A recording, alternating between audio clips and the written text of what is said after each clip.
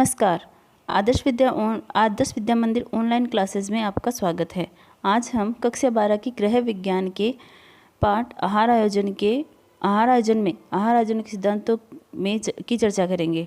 अब तक 2 आहार सिद्धांतों की चर्चा हमने कर ली है। अब तीसरा है सुधा संतुष्टि। भोजन आहार नियोजन इस प्रकार किया जाना चाहिए ताकि वो भूख को शांत कर सके जब तक कि दूसरे वक्त का भोजन का समय ना हो। यानी कि गृहिणी को भोजन आहार नियोजन करते समय ये ध्यान रखना चाहिए कि नाश्ते में उन्हें ऐसा नाश्ता देना चाहिए कि उससे उन्हें दोपहर के भोजन तक भूख ना लगे।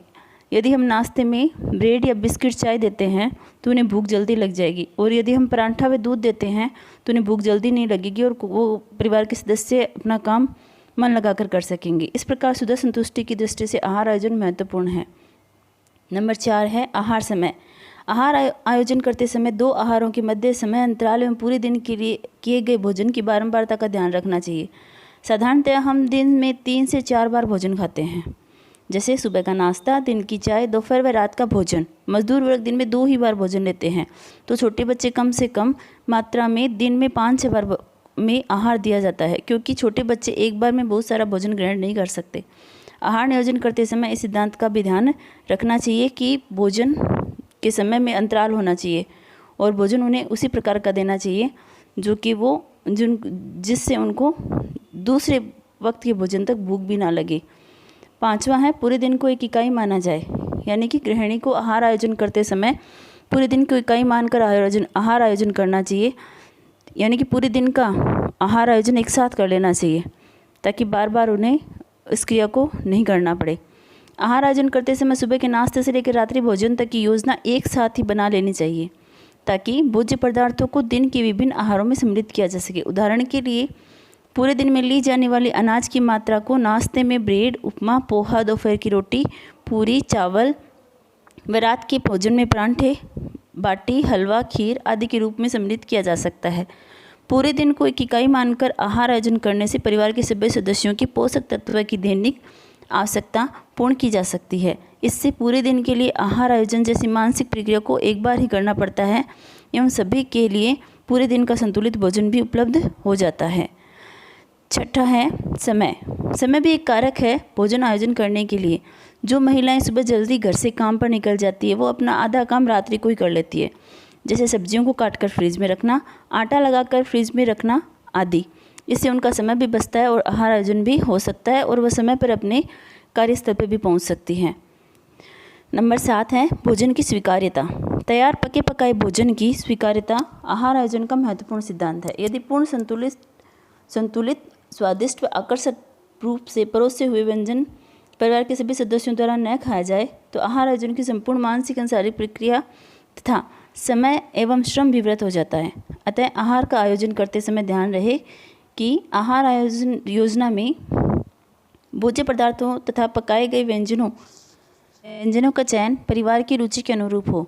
उदाहरण के लिए दाल एवं हरी सब्जियां बच्चों को पसंद नहीं आती, लेकिन यदि उसी को आटे में गूंथकर या भरकर बनाया जाए तो वो खा लेते हैं। भोजन के दौरान एक आहार में दिए गए व्यंजनों की मात्रा बहुत कम या बहुत अधिक नहीं होनी चाहिए। जैसे दोपहर के भोजन में परोसी गई केवल 1 रोटी व आधी कटोरी सब्जी या फिर एक साथ 4 रोटी व 2 कटोरी दाल आपको स्वीकार्य नहीं होगी। भोजन की कम मात्रा आपको संतुष्ट नहीं कर पाएगी और अत्यधिक मात्रा को देकर आपकी भूख खत्म हो जाएगी। अतः आहार आयोजन में भोज्य पदार्थों का चयन व मात्रा का भी ध्यान रखें। यानी कि गृहिणी को भोजन को परोसते समय उनके भोजन की मात्रा का भी ध्यान रखना चाहिए। किसी को एकदम अधिक भोजन भी नहीं परोसना चाहिए तो किसी को कम भी नहीं परोसना चाहिए।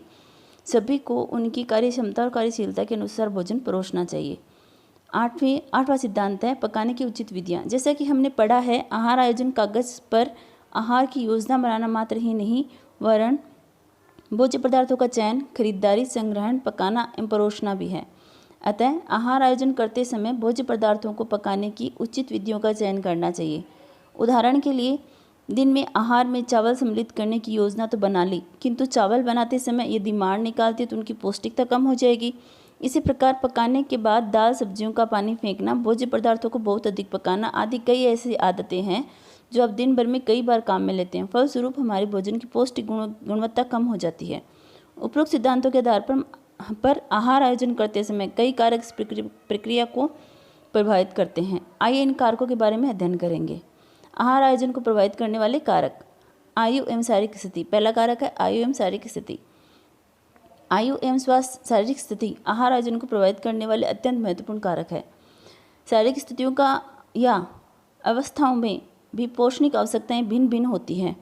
जैसे गर्भावस्था एवं धात्री अवस्था के दौरान पोषणिक आवश्यकताएं सामान्य अवस्था की तुलना में काफ़ी बढ़ जाती है, यानी कि उन्हें अधिक पोषणिक भोजन की आवश्यकता होती है, जिससे वो संतुलित आहार भी ले सकें और उनकी पोषणिक आवश्यकताएं पूरी हो सकें।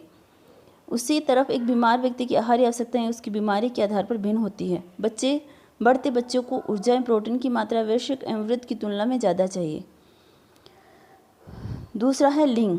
दूसरा कारक है लिंग। सामान्यतः पुरुषों का शरीर भार एवं आकार स्त्रियों की अपेक्षा अधिक होता है। उनकी शारीरिक संरचना में भी कार्यशील मांसपेशियां अधिक व चर्बी वसा का जमाव कम होता है, अतः उन्हें ऊर्जादायक भोज्य पदार्थ जैसे अनाज, शक्कर, गुड़ व घी आदि की अधिक आवश्यकता होती है। विपरीत इसके स्त्रियों में वसा की मात्रा अधिक होती है, इसलिए उन्हें कम वसा व अधिक प्रोटीन युक्त भोजन लेना चाहिए। तीसरा कारक है जलवायु एवं मौसम। ठंडे प्रदेश में रहने वाले लोगों को गर्म प्रदेश में रहने वालों की तुलना में अधिक ऊर्जा की आवश्यकता होती है। कारण है कि ठंडे प्रदेश में रहने वालों को अधिक ऊर्जा व प्रोटीन युक्त का भोजन का सेवन करना चाहिए। चौथा कारक है क्रियाशीलता। क्रियाशीलता के आधार पर हम पौष्टिक तत्वों की मात्रा कम या अधिक की जाती है। हमारे पोषक तत्वों की मात्रा कम या अधिक की जाती है। जैसे अधिक शारीरिक श्रम करने वाले व्यक्ति जैसे मजदूर को अधिक ऊर्जा की आवश्यकता होती है ताकि वह अपना काम सुचारू रूप से कर सके।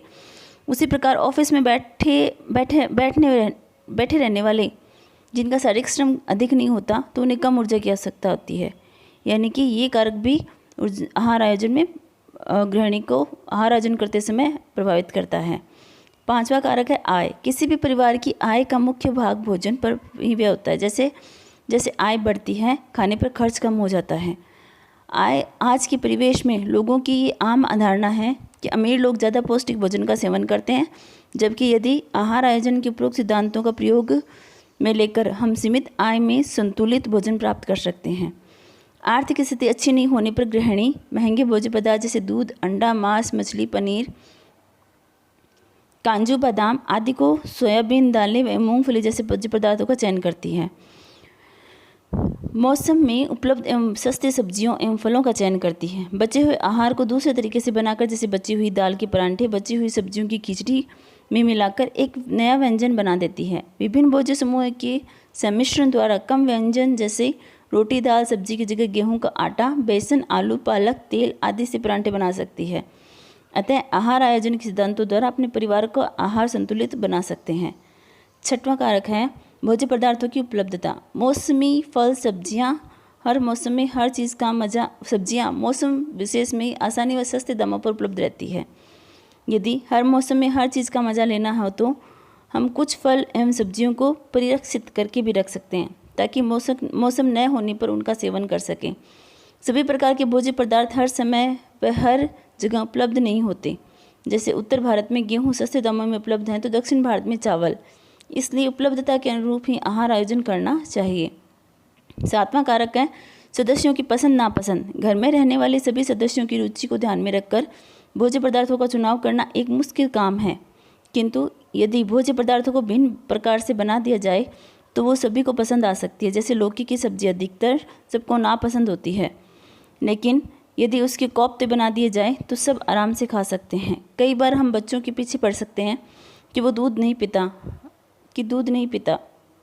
ये आवश्यक नहीं है कि उसे दूध नहीं पिलाया जाए, उसकी जगह खीर, कस्टर्ड, दही, पनीर, आइसक्रीम आदि जो उसे पसंद हो दे सकते हैं। परिवार के सदस्यों की रुचि का आहार आयोजन में विशेष स्थान है। धन्यवाद।